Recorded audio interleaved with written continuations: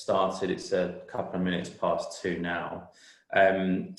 We're here to talk about the management of risk in leisure facilities. I'm Rob from motive8. motive8 manage a number of facilities across the residential and corporate sectors, and I'm here with Adam from PIB as well.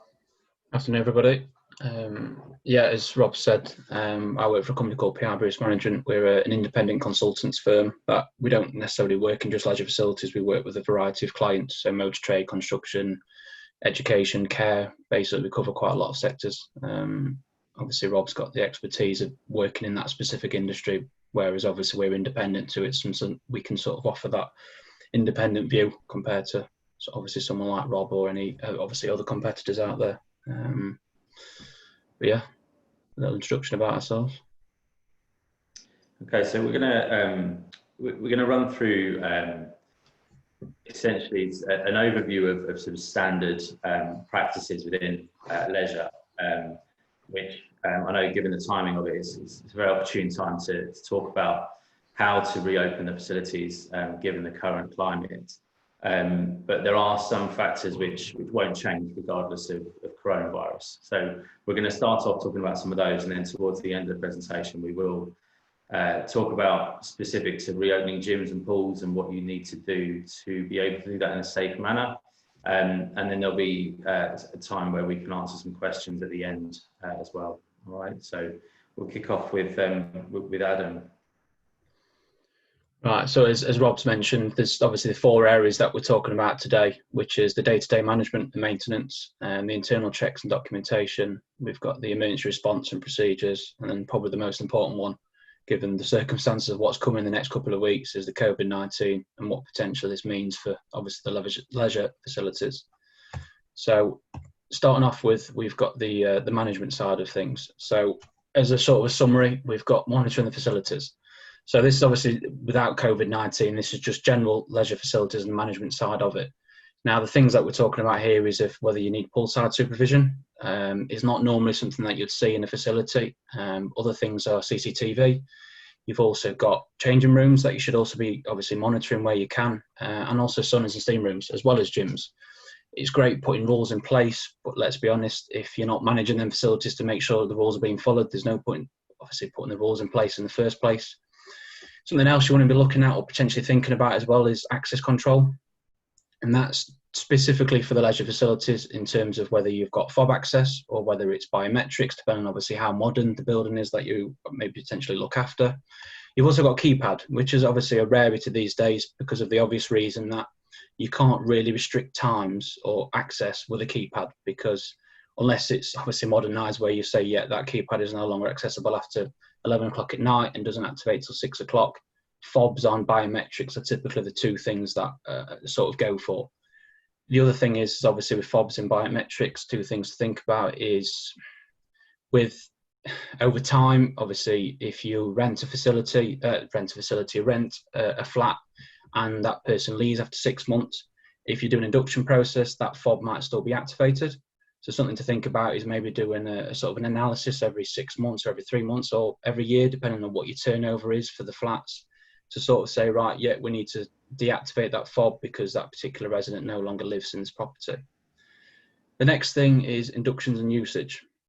So this doesn't typically get done in a facility where it's a small number of flats, or it might just be a pool. Typically, you'd go and have an induction for a gym. That isn't an exception for private residents. It should still be the same. You would obviously try and use a personal trainer to undertake that induction because, let's be honest, you want to make sure that the induction that is provided is thorough. It covers the use of the equipment specific to your property. It would also include the rules as well. One other thing is medical questionnaires. Now, that isn't, it can be a talking point of whether you need to do these or not. But let's be honest, if you're going to have residents using the facilities, regardless of what age or what health they're in, you want to make sure that they're not all of a sudden just going to keel over with a heart attack while they're using the gym. So medical questionnaires are quite an important aspect of obviously that induction process. GDPR is also something to think about, which I'm not going to talk about because it's a kind of worms that you can never close. But certainly the data protection and the handle of information is also a key part of that induction process as well. You've also got user compliance. So what we mean by that is sort of coming back to the monitoring the facilities. If you've got rules in place, you need to make sure that they're being followed. If you've got, you've got an age restriction on the sauna, or even just the leisure facilities themselves, you need to make sure that you haven't got a group of children just all of a sudden accessing it because they've used the fob that the parents given to them. So again, it's that management of day to day to say, right, yeah, we've managed the facilities and people are following the rules. You also need to think about persistent rule breakers. It's very rare you'll get them, but you can have an occasion. You almost need to think about what's the appropriate way of doing it, because you don't want to confront, obviously, a resident or a tenant, but you also do need to make sure that the rules are in place and they are being followed. Now, the other thing is policies on guests, which sort of falls into that rules. It depends on what, obviously, the residents and the guests that you've got in place. Some facilities say no guests at all. Some will say you can have 2 guests. Some will have age restriction on the guests that you can bring. Guests won't have an induction, so they are obviously an increased risk compared to a resident because of the fact that they've not had an induction on the use of the facilities. Again, falls into that management category that you need to make sure guest policies are being followed, and if there's no guests at all, it's very easy to follow. If not, it's obviously down a little bit harder to understand and trying to control. Same with sharing the fobs. If you've got fobs access, you can, again, friends and family, they can pass it to other people. How do you control that? Some of the properties that I've been into and audited, they can have an agreement with neighbouring properties about facilities and having access. So they'll say, oh yeah, the next door property actually has access to our gym. Again, how do you control that? Something to think about. And the final thing is third-party contractors. This is very much an afterthought. I'm sure that you might have swimming teachers or personal trainers that carry out your inductions. You need to make sure that obviously you've got the paperwork, whether it's a risk assessment, whether it's employees liability insurance. You want to make sure that, as you would with any contractor, you have done that due diligence check to make sure that obviously they've got everything in place that they need to be sort of managing from their point of view. I appreciate there's quite a lot to take in from that. Obviously, it's probably one of the bigger parts of this presentation other than COVID. But hopefully that gives just a sort of some talking points that you might want to think about. And now bringing on to the maintenance side of things that hopefully Rob should be able to touch upon. Sure, thanks, Alan. Just to sort of add, if you do have any questions throughout the presentation, if you just drop them down into the Q&A box, we'll get to them all at the end. I'm aware there'll be some specific questions which we may not be able to answer today, but we're quite happy to take them away and come back to you. We'll try and keep it quite general today to give everybody as much information as we can. Just to touch on maintenance, obviously the importance of maintenance on gym equipment, on swimming pools, on saunas, on steam rooms, it is essential. With gym equipment, primarily it's to increase the lifespan of the equipment. The better you maintain it, the longer it will survive for. With swimming pools, there's very few regulations that actually govern what needs to be done when. They sort of all loosely fall into the Health and Safety at Work Act. And there's a number of approved code of practices that will give you an indication as to what's required. For example, with a sauna, a well-maintained sauna will last you 10 to 12, possibly even 15 years. A poorly maintained sauna will last 4 or 5, and the cost of those replacements is significant. With any sort of planned preventative maintenance, especially in swimming pools, it's extremely expensive, but it's necessary. And there's a number of items of plant which need to be done at quite specific intervals, and sometimes it's as often as 6 monthly, and it goes right through to every 5 years. So it's something to factor into to service charge budgets and how you plan that sort of expenditure. A filter change can easily run to £10,000 in a larger pool. So it's definitely something to think about when you are planning budgets. How often you service gym equipment to start with is down to your usage. We can track on treadmills, on cross trainers and on bikes how much they're used by looking at the mileage on the clocks.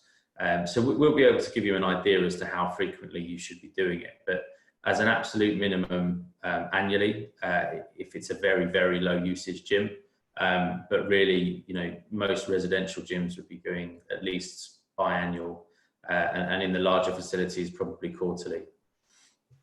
And then with pools, it does depend on, the sort of standard of engineers or maintenance or handymen that you may have on site. As some of the day-to-day checks and even the weekly servicing can be done by them, given the right training.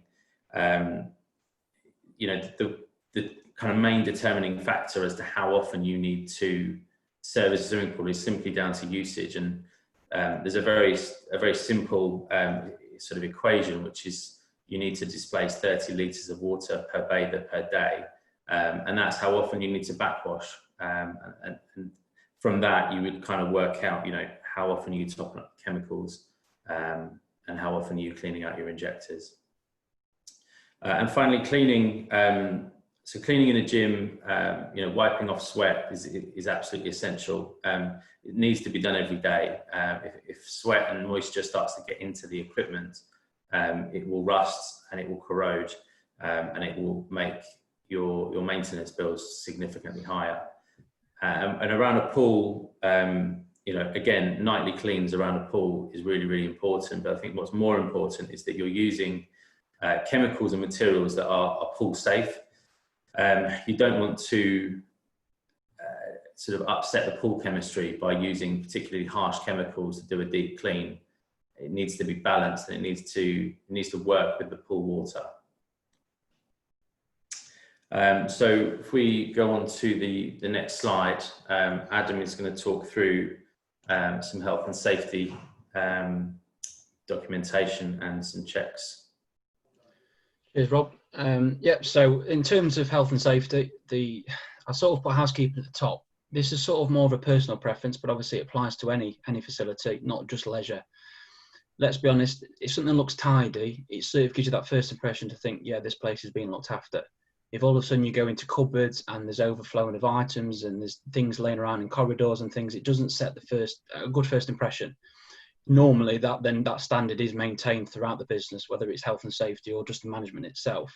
So fundamentally, personally for me, you want to maintain as good housekeeping standards as possible, which I'm sure with some of the higher end residents, certainly in London, that's the number one priority anyway.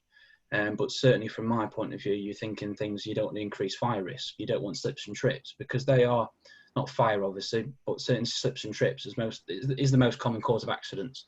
So trying to avoid that, whether it's trading cables or a tile that's obviously sticking up, it needs to be made sure that is managed, whether it's day to day, whether it's week to week.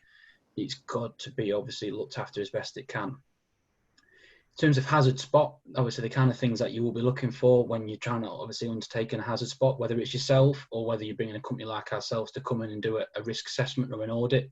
The things that we're looking at in turn would be fire, it would be electrical items, whether there's damaged plug sockets or just portable items that have been damaged as well. As I've already touched upon, slips and trips, as I said, that is the most common cause of accidents. And let's be honest, in a pool, it's probably the highest risk that you're going to get because of the obvious factor of having water on a pool side. Pool ladders, that's another thing that obviously you want to be making sure that obviously you include that as part of your pool checks, because if a pool ladder is corroding over time or it starts to become loose or one of the steps is coming loose, the last thing you want is someone climbing in, all of a sudden the step comes underneath them and they're falling. I understand they're falling into water, but the last thing you want is to obviously have that potential risk arising. And one other thing is, obviously, if you've got a sauna, a lot of time this is missed or forgot about, is sauna seating. Most of the time it's wood. Obviously, you want to be making sure that it is checked, because there could be splinters, there could be damage, there could be cracks because of the temperature of what a sauna naturally gets to. And you're also making sure from an electrical point of view that there isn't the obvious risk that, let's be honest, a sauna is hot, as we all know, and it's common for a fire to start. If a fire does start, it normally comes from a sauna. So electrical sort of inspections of that area, it should be an importance on top of that list as well. And the final one is alcohol or drug misuse. Now, this is a little bit harder to control because obviously someone walking into a facility doesn't have a big sign above their head saying, oh, I've just had 7 pints of beer before I come down here. It's obviously down to the mannerisms of that individual. Potentially training for the concierge or the person in the spa that obviously manages the facilities is a key part of that, to be able to identify it. And obviously just how they behave in them kind of facilities. It cannot be tolerated. for obvious reasons. That is you can't use the word disciplinary because they're not a member of staff, but you will have certain protocols that you have to go through to say this resident has had this issue because they've been drinking before they've come in the facilities. So obviously you want to make sure that you do have a policy, whether it's written or unwritten, how you deal with them type of residents. I just want to take note as one thing as well. I've had a couple of questions come through. As Rob said, what we'll do is if you want to put the questions as we're going through, we may answer them as we're going through, and if not, we'll obviously touch upon them at the end. And I just don't want you to think that people will have put the questions in. I have seen them, so we'll make sure we do cover them once we've gone through the main content itself. So, if you want to hand over to you, Rob, for the operational side. Yeah, so just a very few items, which probably the more important ones that require sort of documentation and your teams to check. Obviously, the pool testing is primary. Now, there's a lot of determining factors as to how often you should test your pool. So, usage is kind of the key one. The type of chemicals potentially as well. But if we were to talk of a rule of thumb, if you were to test your pool every 4 hours and your spa pool or your jacuzzi or hot tub, however you term it, every 2 hours, you are well within guidelines and parameters and wouldn't have any problems with that level of frequency.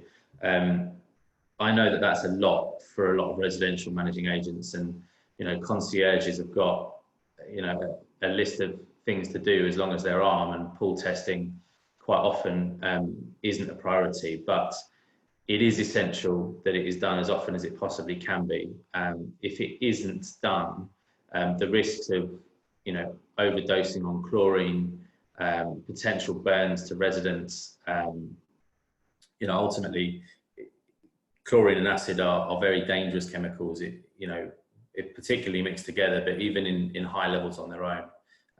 So it is definitely worth factoring in pool testing as often as you possibly can. Chemical storage, again, it's something that generally pool maintenance contractors would do for you, but it's worth keeping an eye on how much chemical you are keeping on site. Certainly if there was a fire, the fire brigade would be asking you how much you have got, so that they can take the necessary precautions. The other thing to say with that is that any chemicals you do store do need to be bunded, and they need to be in a container which can hold essentially what is being stored within them. So from a safety perspective, the occupancy numbers is really important as well.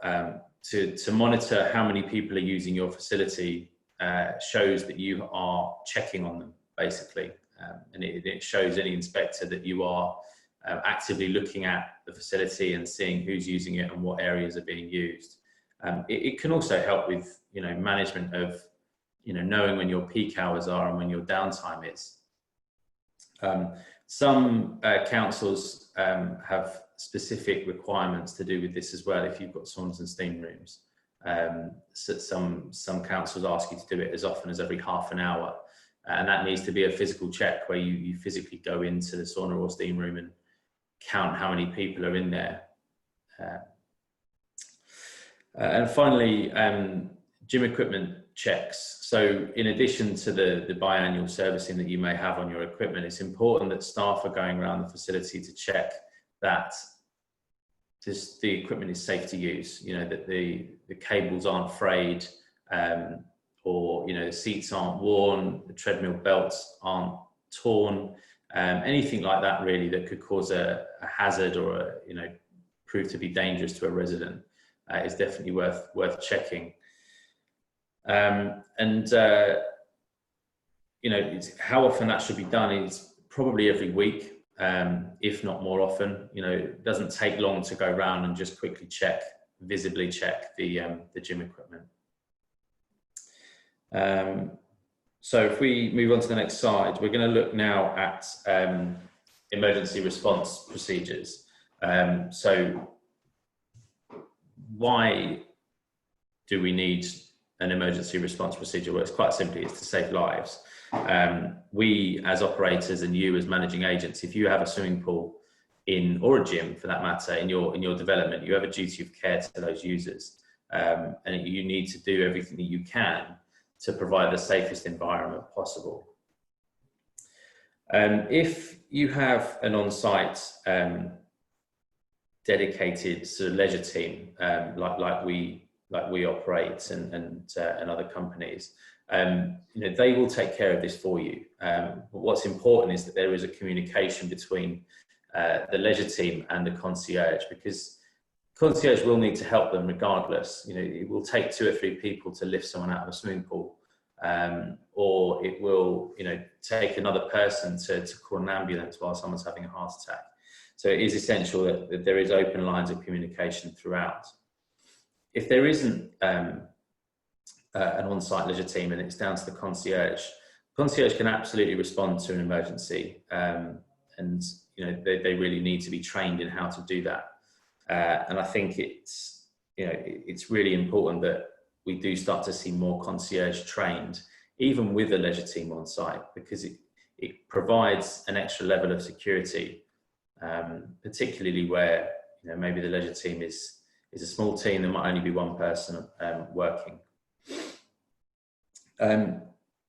Drowning detection systems are, I'm going to say, they're relatively new. They have been around a long time, but the technology was never, it's not been good enough, basically, until fairly recently. And now, they're at a point where they're incredibly intelligent, and it is something that we advise all of our clients to look at and to consider. The cost of them is not, it's not excessive, in my view, anyway. I mean, obviously that's my opinion, and I'm sure that other people may have differing ones. They can be retrofitted as well into existing swimming pools. So if it's something that you're refurbing a swimming pool and you think, do you know what, we don't really have the necessary other measures in place, this is something to certainly consider, and it's something that we can advise further on should you need it. And yeah, finally, concierge. So sort of mentioned about having them trained, that is really, really essential. And even if it's not trained in actual how to rescue, it's trained in providing assistance to the rescuer, knowing what to do when the alarm goes off, or knowing, how to respond and how to get the emergency services from the road outside down to the leisure facility as quick as possible.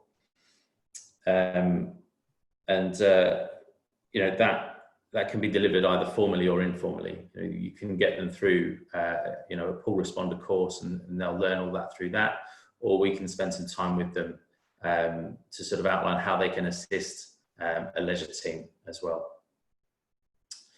So Adam's going to talk through some of the ramifications of non-compliance with this.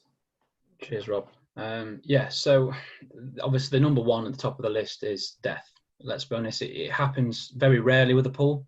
A couple of people on this call might have heard of the one with the David Lloyd more recently, and there was also one in the Costa del Sol at Christmas time, where the one at David Lloyd, a young kid, I think maybe a 6-year-old, was on a swimming lesson and went back into the changing facilities with the dad. The boy then basically wandered back into the actual pool area, fell into the pool and drowned. They had 2 lifeguards, or 1 lifeguard at least poolside, and they basically just didn't see the child fall in the pool, and the child died. Obviously it's a horrible story, but this is the verity that you're dealing with a pool. Because they happen so very rarely, they don't necessarily go to the forefront of the mind of a company like the HSE, which are the governing body for the health and safety. With a fatality, regardless of whether it's leisure facility related or just any fatality at work, you have to report it to RIDDOR, which is basically a form that you have to fill in, and it goes to the HSE, who will then, they will definitely be involved at that point. Now, there might be people on this call that have either gone through this process themselves before, or certainly heard of stories of other facilities that have had this instance. The problem with the leisure side of things is the fact that a lot of what you have to do is based on guidance. We can't lie about it. We can't say, yeah, it's all law, you have to do this, because you don't. It will just be used against you at the point when it's already gone wrong. But when it comes to a death in a pool, you just can't necessarily afford that, because you don't want that really on your own consciousness. The other side of it is the civil and criminal court proceedings. So obviously, as anyone will appreciate, any kind of incident you have on site, it will go through the insurance and you will have a civil claim on your hands to deal with. You will have to then potentially present paperwork to defend yourself. Other than that, you will just have to accept the fact that it's gone wrong and you basically pay out on a claim. It's the same regardless of whether it's a death or whether it's a slip and trip in the facilities. You still go through the same proceedings.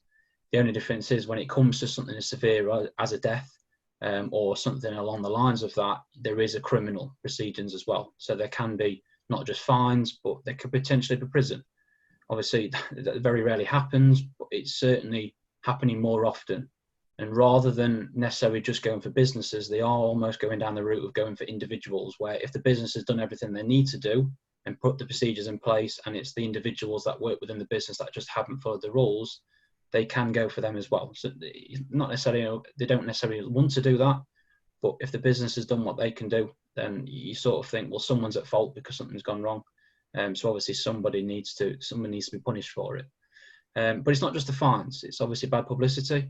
Let's be honest, if you're a residential management company and you've had a death in one of your facilities, it will probably make it to the front page news, as it did for David Lloyd. And obviously the brand damage that could have going forward for future business that you're potentially tendering for. So it certainly, it shouldn't be an afterthought, because if it's an afterthought, it's already gone wrong. And obviously with health and safety, it's all about being proactive. So it's just worth touching upon that and just maybe having to think about, oh, can we do more? Because if we don't do anything more and something does go wrong, could we potentially be liable for it? Which is fundamentally what it all comes down to at the end of the day. So, but yeah, I think that's everything touched upon for that. I think this might be the part that most people are joining the call for today, which is obviously the COVID-19 side of things. I think you're starting with the first slide, Rob, I believe. Yeah, so we're going to just kick off with some general advice on how to have your residents use the facilities, and we've looked at the various guidance, and fortunately the government released theirs late last week, and so we've sort of digested it and we've put together some points on how you may need to adapt the gym, the pool, your leisure facility to accommodate the guidance that is now required. So to start with, one thing which a few clients have requested recently is to space their gym equipment out by 1 metre. The guidance still says it is 2 metres wherever possible. So as far as we're concerned, if you are planning, your socially distanced space within a gym, you should absolutely be sticking to 2 metres wherever you possibly can do, especially inside. We are implementing one-way systems in a number of facilities, primarily through changing rooms, but also around gyms. If the gym doesn't have a huge amount of circulation space, it's important that residents aren't coming into close contact with each other. Signage is particularly important as well. Floor signage, wall signage, signage on gym equipment. I think we've all been to shops and pubs and restaurants now, and we're very used to seeing the signage. So and there's some very nice signage out there as well that we can do that has been designed very well. So it's not going to make your facility look untidy, but unfortunately it is something that is really necessary at the moment. A booking system is something which you need to implement, basically. You need to be able to track who is using your facility. It's essential for the NHS's test and trace system. If a resident does test positive, they will track and they will contact those people that we use in the facility. Now, it doesn't need to be an all singing, all dancing system, which is online and automated and everything else. It can be as simple as, a clipboard at the front door of the gym. Obviously, there are benefits to taking it online. It means residents can book from their apartments. It's a lot easier to control. But it is important. The other thing that really needs to be done is you need to work out how many people can use the facility at one time. And there is various guidance on it. There's the 100 square feet. per user. That includes obviously all your changing rooms and your toilets and other areas as well.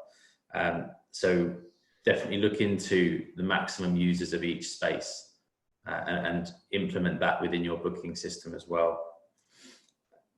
It's advisable that you factor in a cleaning period between booking sessions as well.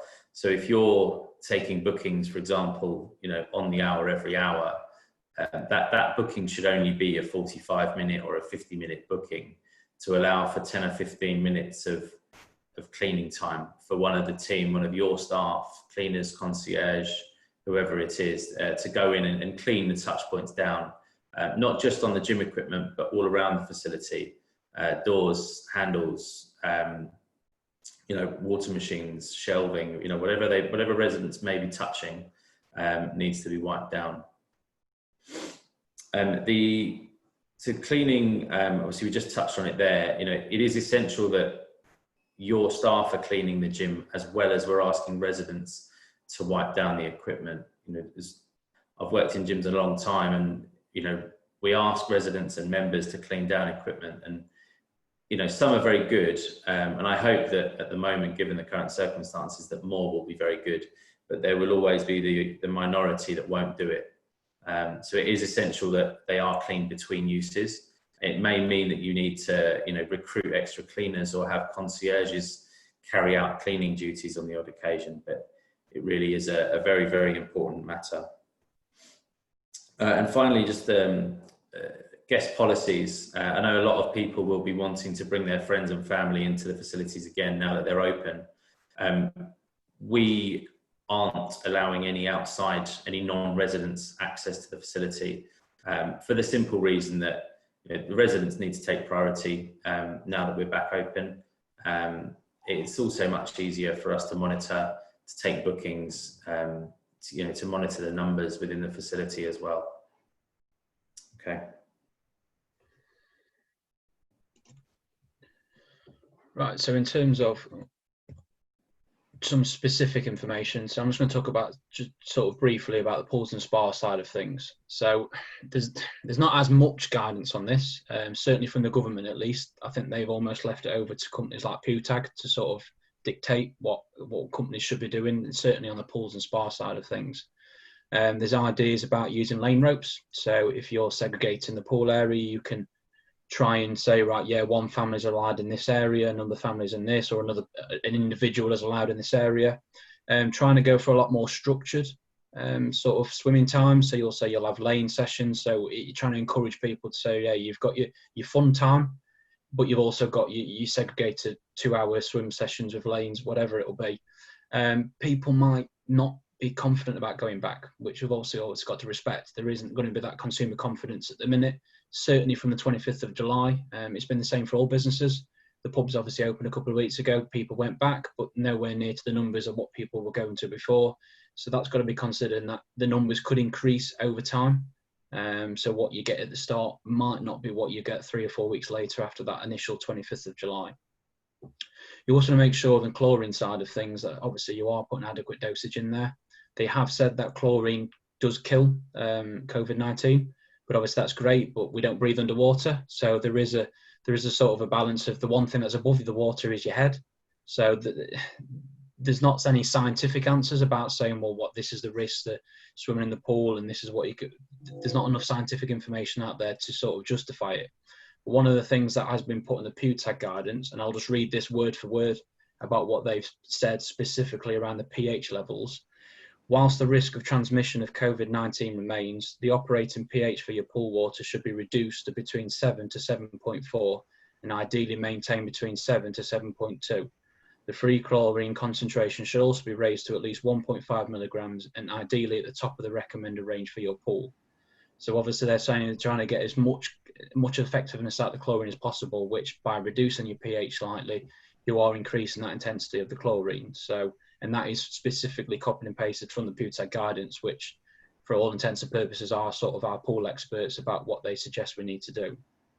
Other ideas, as sort of Rob already touched about, is the change of facilities, whether you have one-way systems, toilets, lockers, sinks, Do they really need them? Is it the case of saying, right, you've got to come down almost beach ready, as they say, and you have a bag of your own that you'll leave poolside and all changing facilities are closed? Or if you have the luxury of space, you might be able to get away with opening one toilet, and you have to include that in cleaning regimes. Toilets are open in public areas, so there is an argument to say, well, why can't we open the toilets in our changing facilities because they're open? It is almost down to personal discretion. It's whether you want to take on that extra risk, or by saying, no, we close it all. If you need the toilet, we might have a disabled toilet that we will keep locked, and if you need it, we will give you access and we'll clean it straight after. Or whether you just say, right, no, you've got to go back to your flat to actually use the toilet facilities. So I think it will be down to personal discretion of what you think is easiest to manage, depending on whether you've got a concierge or whether you've got a full team that can handle that. Maximum capacity as well. Like I said, the booking system, even for pools, is certainly a good idea, because as I said, you need to manage their numbers, and the best way of doing that is having a booking system. And fundamentally, let's be honest, increase cleaning regimes. Common touch door handles, if you do use the lockers, anything like that, you've got to make sure that that's included in the increased cleaning regimes, whether that's every hour, every couple of hours. There isn't necessarily a wrong or right answer, just more frequent the better, more than anything. And the one thing that is in black and white is definitely the case of what you cannot open is saunas and steam rooms. They have said out of all the facilities they cannot open. I think we're all in the same boat of understanding is that for obvious reasons, you can't open them because it's confined space, you don't have good ventilation, it's very hard to clean in between. So the logical thing is just to keep them closed. It makes it a little bit easier when trying to justify it to residents, whether they do argue to say, oh no, I want to go in the sauna. You'll say, sorry, we can't. The government specifically say that you're not allowed to open them. So at least it does give you that little bit of confidence if you are confronted by a resident. I'm sure you never will, but you never know, you might get one. You have got that sort of government backing to say, no, we can't open these, I'm afraid. I'm sure it'll change, but I don't think that'll be one of the facilities that open in the near future, but who knows? I think, Rob, you're going to talk about the gym side of things?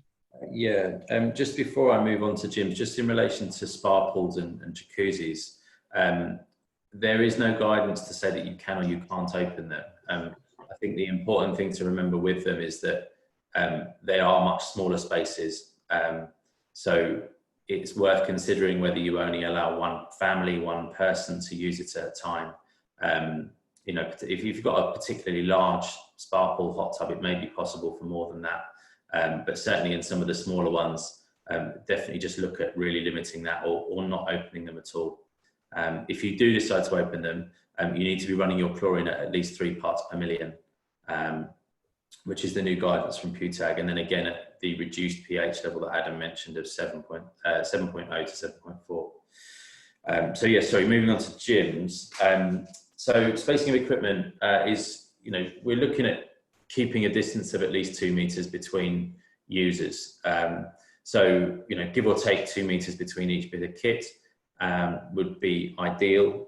You can use screens, you can use markings.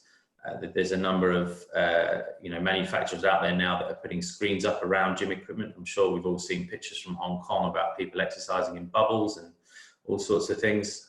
These are all possibilities in the UK.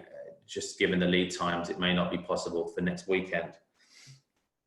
And obviously, if you can't do any of that, then you just need to mark a piece of equipment as out of use, and simply do that by leaving it off, or putting a sign on it to say that you can't use it due to social distancing. I'm sure most residents will be quite understanding. Studios can be used, if you've got studios, can be used for extra equipment if you aren't running any exercise classes. If you are running exercise classes, you need to look at the maximum numbers that you're allowed in there. And again, that is all down to ensuring the right level of social distancing. With inductions, obviously there's going to be, I know there hasn't been a huge amount of people moving house over the last 3 or 4 months, but there will have been some. And it is important that those residents are inducted into the gym and they have the right process and the right information. We're limiting any group inductions depending on the size of the gym. We're significantly limiting the numbers that we're taking on, and ideally we're doing 1-to-1 inductions as well. So it's just something else to think about when you are having those inductions booked and scheduled. We're also asking clients to close the gym to residents while we do those inductions. So we'll be setting set times to deliver them. Maximum user numbers we did touch on before, so sort of said the 100 square feet per user, and that's kind of based on the ventilation system, which I know Adam is going to talk about later. One-way systems, again, if circulation space is poor, it's worth including this one-way system. We've done it on a number of schemes and it looks great, and I think it's really going to help keep residents safe. Cleaning equipment, you know, this is essential to encourage residents to do. You know, it's good hygiene practice anyway, but even more so now. And you know, we're trying to advise clients not to use the spray bottles and tissue. You know, spray bottles pass from one resident to the other is just something else that could potentially pass on the virus. So disposable wipes is the best option really to wipe down equipment. And finally, water machines. I know there were some mixed messages early on in lockdown as to what the situation was with water machines. So the government has now clarified this, and what they've said is that you can use water machines, but you cannot drink directly from them. So those water machines with bubblers that you push the button, put your mouth to them, they cannot be used. But the water machines where you simply fill up a water bottle, they can be. So it's worth probably putting some signage up if you have any of those, just to explain what can and can't be done. And now Adam's just going to touch on the final few points. Yes, just obviously a couple of things just to sort of finish off the COVID-19 thing side of things. So air conditioning, certainly some of your facilities in your private residence will be potentially underground or in the middle of a building without any doors that lead to the outside area. So ventilation is going to be a sort of a hard aspect to sort of trying to counter that. But air conditioning, you can use it, but only as a fresh air supply only. So what I mean by that is some systems will just recirculate the air in the environment. They cannot be used. They have to be turned off, and for obvious reasons that if COVID-19 is in the air, you can't then suck it back into an aircon machine and push it out to another side. What you also need to be looking at is whether, obviously in adjacent buildings and in neighbouring buildings, whether you share air conditioning units with them. It could be the same, obviously, ducting system to make sure that you're not pulling it in one building and then put it into another. So certainly make sure you do have that communication where it does apply to your facilities. Evacuation and first aid response. So what I mean by that is obviously fire drills. It isn't a common thing that is done in private residence because a lot of buildings now are stable policies, but some of you out there may do fire drills for the communal areas or any shared facilities. What we're sort of suggesting is temporarily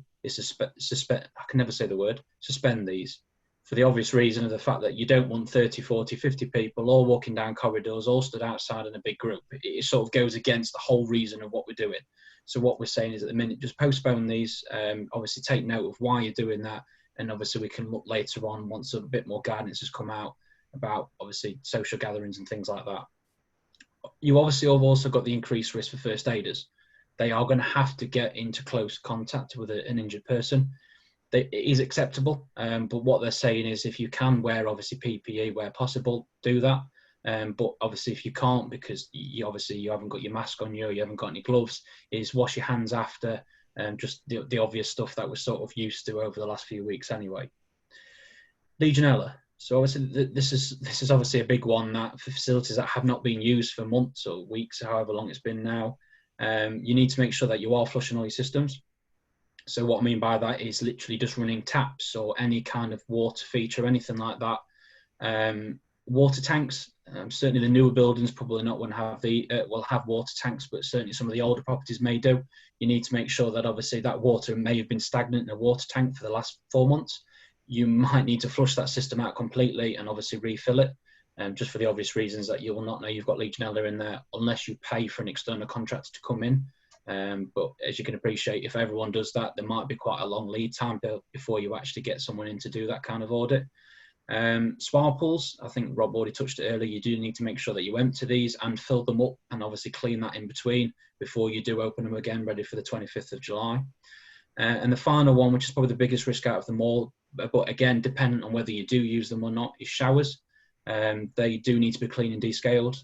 Obviously, when you are sort of flushing that system, you need to make sure that if you're running it, you're obviously not in that environment, because Legionella spreads the quickest through water droplets. And let's be honest, the shower is the biggest risk because of that. And final thing is, when I say common touch points, this comes back to things like cleaning procedures. So one thing obviously you're going to try and do is pin open doors, either for ventilation or just to reduce the minimum touch points that people will be touching as they obviously navigate through your facility. The one thing you need to make sure is you're not pinning open all your fire doors, because the last thing you want is a fire to start and you've opened every single door on the ground floor of your building and a fire is now spread through it with the space of 3 minutes. The fire doors are there for a reason. If the fire brigade do come in, they will say, look, you can't be opening these. We know you're trying to obviously mitigate one risk for COVID-19, but you are just significantly increasing another. So pin open doors where you can, but certainly if it's seen as a fire door, please do not be pinning them open. As I said, increase cleaning. Things like light switches, door handles, taps, toilet chains when you're flushing toilets, even kettles, toasters, microwaves, printers, scanners. There's a variety of things that are out there being shared between people. We need to make sure that obviously after use, you clean it, whether it's touchscreen, before the next person uses it. We're in that position where people might get it, whether it's from their own private life, whether it's from the mum at home or the brother or sister, and then they're going to bring it into work because they're not showing symptoms. We need to make sure that because of the procedures that you've put in place, then they're not then going to give it to everybody else because you've cleaned everything, they're segregated, they've got social distancing in place. So that's going to be certainly, maybe not where you've only got a concierge, because who else are they going to give it to, but certainly where you have a team looking after a building or a facility, you do need to make sure that those measures are in place, and cleaning regimes is part of that. So, to be honest, I think, unless there's anything else you can think of immediately, Rob, I think there's nothing else in terms of what we've got to say. No, I think we've covered everything from the presentation. There's been a few questions, but please do send some more through. Can you see the questions, Rob? I can see the questions, yes. Oh, that's all right then. would you like to go for the first one, and I'll go for the second one? I mean, the first one, I have to be honest with you, biotraces is not something that I'm particularly familiar with. That's why I thought I'd get you to answer it.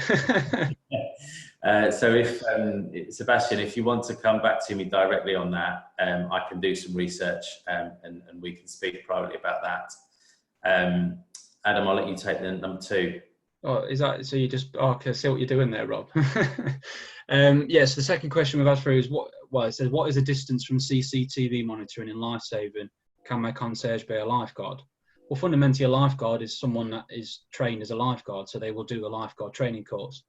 As a concierge, you probably don't need to go to that level. An emergency responder course is probably something that's more suitable to it. It's not obviously a typical thing that you would train a concierge to do that, but certainly from our point of view, when we go in and do audits, if you've only got a concierge in a building, that's your only emergency response, you do need to make sure that they are suitably trained.